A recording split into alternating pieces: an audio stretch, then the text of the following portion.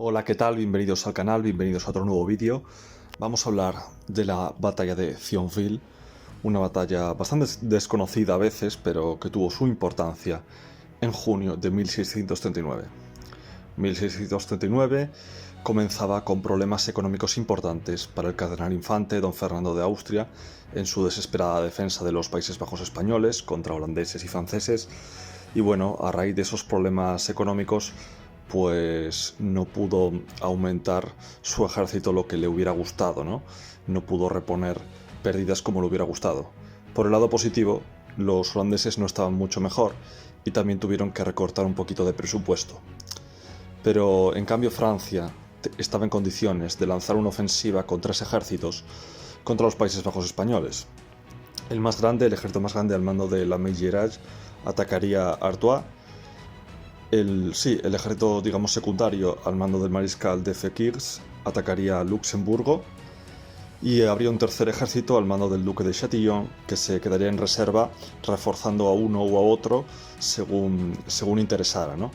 Entonces, bueno, el cardenal infante decidió responder a estas amenazas dividiendo sus fuerzas también en 3 ejércitos. Él personalmente se quedaría en el norte vigilando los movimientos de los holandeses. El conde de Fuentes iría con una pequeña fuerza hacia Artois para intentar oponerse a la Meilleraye, y el contingente imperial, el contingente de Sacro Imperio, reforzado con tropas hispánicas al mando del general imperial Octavio Piccolomini, pues se dirigiría a Luxemburgo para oponerse a Fekhirs. Entonces, bueno, el mariscal de Fekhirs, con un ejército que en total se acercaría a los 13.000 hombres, asedió la plaza de Thionville en la orilla del Mosela, como paso previo para seguir profundizando en el ducado de Luxemburgo, ¿no?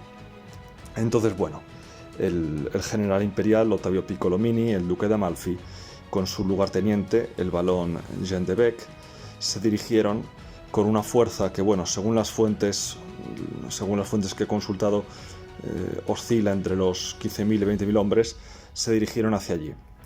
Entonces, bueno, esa fuerza estaba formada principalmente por regimientos imperiales y por jinetes croatas, pero también había caballería hispánica del ejército de Flandes y un poco también de infantería del ejército de Flandes, pero mayoritariamente regimientos imperiales. Entonces, bueno, la fuerza hispano-imperial llegó a las inmediaciones de Thionville y, bueno, allí el regimiento de Florencia desalojó a las avanzadillas francesas de sus puestos avanzados, que eran un castillo y una granja. Entonces, bueno, una vez conquistados esos puestos avanzados, Ottavio Piccolomini pudo realizar un reconocimiento a las líneas de asedio francesas para ver cómo asaltarlas, ¿no? Y vio que, bueno, en el lado del Mosela, en donde estaban ellos, pues los franceses habían establecido una línea de trincheras y, aunque eran menos numerosos, pues no iba a ser nada fácil asaltarles, ¿no? Luego estaba el río, estaba el Mosela, y al otro lado del Mosela estaban los regimientos franceses de reserva. Entonces, bueno, los regimientos hispano-imperiales comenzaron a asaltar las trincheras francesas y se empezaron a trabar reñidos combates de infantería. Y bueno, los atacantes hacían pequeños progresos, pero Fekhirs empezó a mandar a sus regimientos de infantería de reserva, con lo cual se equilibraba la situación.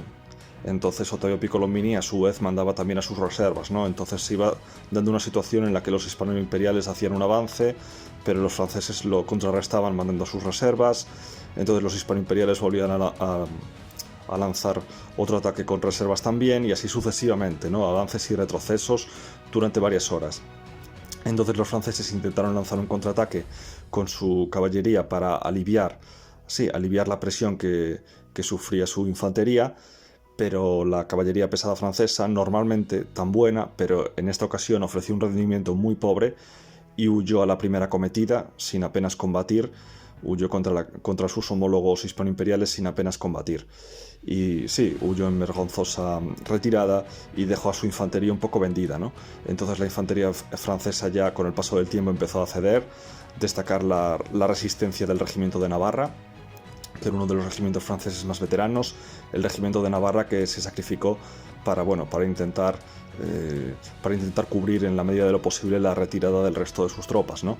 La infantería francesa, destrozada, se retiró en desorden a la otra orilla del Mosela, pero los hispanoimperiales, que habían robado varios cañones franceses, los volvieron contra ellos, con lo cual, a base de cañonazos, hicieron que la retirada francesa a la otra orilla se desordenara todavía más. Entonces, aprovechando que estaban bastante desordenados, los hispanoimperiales cruzaron con el agua hasta las rodillas el Mosela y atacaron a los franceses también en el otro lado, desbandándolos totalmente. El desastre galo fue total.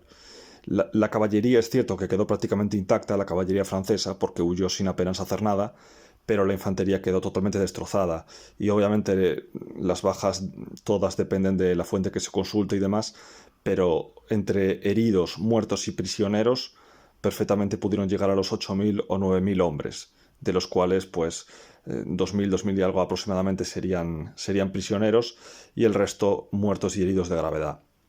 La infantería francesa, como ya he dicho, quedó totalmente destrozada, y el ejército francés que operaba por allí quedó básicamente inutilizado, ¿no? El mariscal Fekir murió de un mosquetazo que le partió el brazo. Fue hecho prisionero, pero murió de las heridas. Entonces, bueno, las bajas hispanoimperiales oscilarían entre las 1.000 o 1.500, también dependiendo de la fuente que se consulte. Ottavio Piccolomini decidió intentar aprovechar esa victoria, y con la inercia de la victoria en Thionville lanzaron contraataque para apoderarse de Mousson, pero los 3 asaltos que lanzó fueron rechazados y se tuvo que retirar. Entonces no se pudo aprovechar del todo esta victoria, pero bueno, por lo menos se frustró totalmente la ofensiva francesa en este sector. Un sector que era clave, porque la caída de Luxemburgo habría sido muy perjudicial tanto para los intereses hispánicos como para los del Sacro Imperio. Y bueno, en cuanto al ejército francés que operaba en Arras y en cuanto a la ofensiva holandesa, pues de eso hablaremos en próximos vídeos. Pero bueno, el de hoy termina aquí. Darle like. Antes de que os vayáis, recordaros que podéis echar un vistazo a mi novela Universidad de la Guerra. Precisamente trata sobre los tercios españoles y nada, está ahí en Amazon. Y bueno, pues darle like, suscribiros para más contenido y recordad que suscripción y campanita es la combinación ganadora. Adiós.